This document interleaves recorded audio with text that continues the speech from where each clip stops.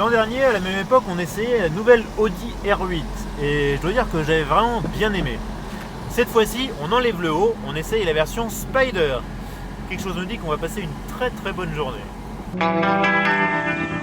Les plaisirs du grand air au son inimitable du V10, telle est la proposition indécente de la nouvelle Audi R8 Spider.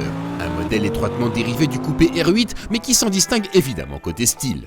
Coupée ou découvrable, la R8 reste un vrai choc visuel. Basse, large et agressive à souhait, elle revendique une sportivité à fleur de peau.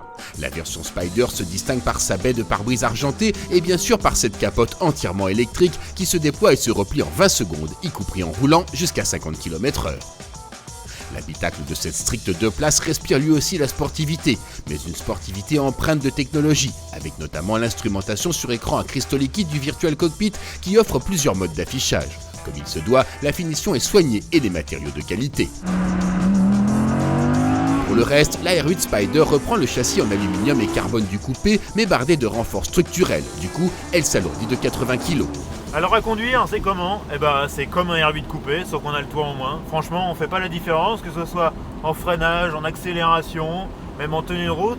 La rigidité de la coque est impressionnante. En fait, le seul truc où on a légèrement perdu, c'est en sensation dans la direction. Elle est un petit peu moins précise, un peu moins informative dans les appuis. Mais par contre, ce qu'on perd de ce côté-là, on le gagne ailleurs. C'est-à-dire qu'on profite encore mieux des vocalises du V10. Ce V10 est une vraie force de la nature. Il ne s'agit pourtant ici que de sa version de base qui n'affiche que 540 chevaux.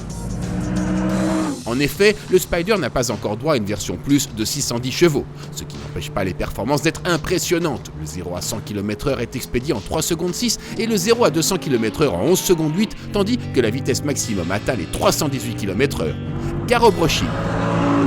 La force et le caractère, avec son régime maximum de 8700 tours minute, ce V10 est aussi un sacré musicien. Grave et rauque en bas du compte-tours, il hurle littéralement à l'approche de la zone rouge. Un cri sauvage auquel l'échappement à clapet fourni en standard n'est évidemment pas étranger.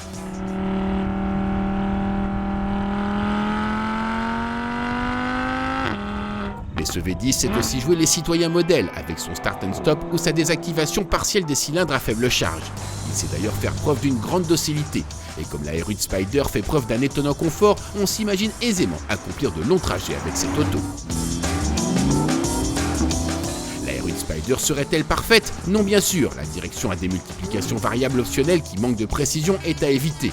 Les freins carbone céramique aussi en supplément sont quant à eux sujets à de désagréables variations dans l'attaque de la pédale qui varie d'un freinage à l'autre. Enfin, et surtout, la R8 Spider s'affiche à 184 000 €, se rapprochant ainsi dangereusement de rivales italiennes au blason encore plus prestigieux.